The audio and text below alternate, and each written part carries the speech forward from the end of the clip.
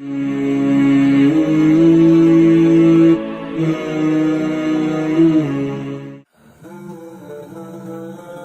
ابراہیم علیہ السلام اپنے بھتیجے لوط علیہ السلام اور بیوی سارہ کے ساتھ بیبلون شہر چھوڑ کر چلے گئے۔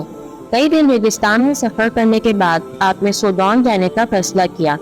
اس شہر کے لوگ بہت ساری برائیوں میں مبتلا تھے۔ سودان کے شہر سے جو بھی گزرتا یہ لوگ اس کو لوٹ لیتے یا بے رحمی سے قتل کر دیتے تھے۔ لیکن سب سے بڑا گناہ جس میں سودان کے لوگ مبتلا تھے وہ تھا ہم جنس پرستی۔ یہ لوگ عورتوں کو چھوڑ کر مردوں کے ساتھ ہم بستری کرتے تھے۔ کیونکہ یہ غیر اخلاقی حرکت سب سے پہلے سودان میں ہوتی تھی، اسی لیے اسے بعد میں سوڈم بھی کہا جانے لگا۔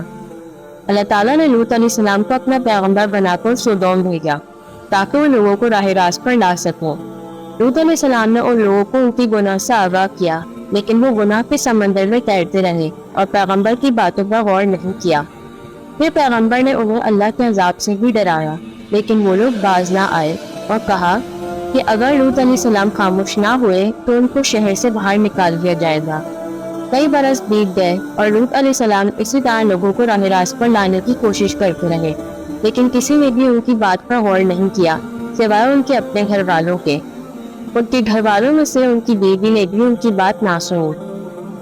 لوط علیہ السلام نے بہت تکلیفوں کا سامنا کیا، لیکن پھر بھی صبر رکھا۔ آخر کار سودوم کے لوگوں نے ان سے کہا کہ اگر جو کچھ تم کہتے ہو وہ سچ ہے تو اللہ تعالیٰ سے کہو ہم پر عذاب بھیج دے۔ پھر اللہ تعالیٰ نے سودوم کے لوگوں کو سزا دینے کے لیے فرشتوں کو بھیجنے کا فیصلہ کیا، جن میں سے ایک فرشتے حضرت جبرائیل علیہ السلام بھی تھے۔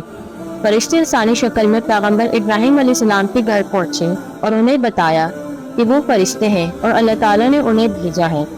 پھر فرشتوں نے ابراہیم علیہ السلام کو اطلاع دی کہ ان کے گھر جلدی ہی ایک بچہ آئے گا جس کا نام انہیں اسحاق رکھنا چاہیے، جو کہ آگے جا کر پیغمبر بنے گا۔ پھر فرشتے سودوم شہر کی جانب نکل پڑے۔ وہاں پر ایک دریا دیکھ کر اس کے کنارے وہ رک گئے۔ لوط علیہ السلام کی بیٹی ندی کنارے پانی بھر رہی تھی۔ جب اس نے اپنا چہرہ اٹھایا تو ان فرشتوں کو دیکھ کر حیران رہ گئی۔ اس سے پہلے اپنی زندگی میں اتنے خوبصورت نوجوان نہیں دیکھے تھے۔ اس نے ان نوجوانوں کو کہا کہ آپ شہر میں داخل نہ ہوئیے، میں اپنے والد کو اطلاع دے کر آتی ہوں، کیونکہ وہ جانتی تھی کہ اگر سودوم کے لوگوں نے انہیں دیکھ لیا تو وہ ان نوجوانوں کو نقصان پہنچائیں گے۔